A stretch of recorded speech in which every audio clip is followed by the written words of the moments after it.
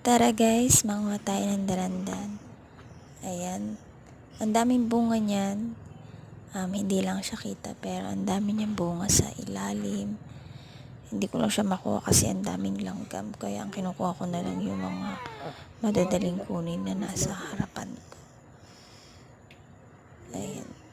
Dalandan yan and namunga na siya and ayan, mag-harvest tayo ng dalandan dito.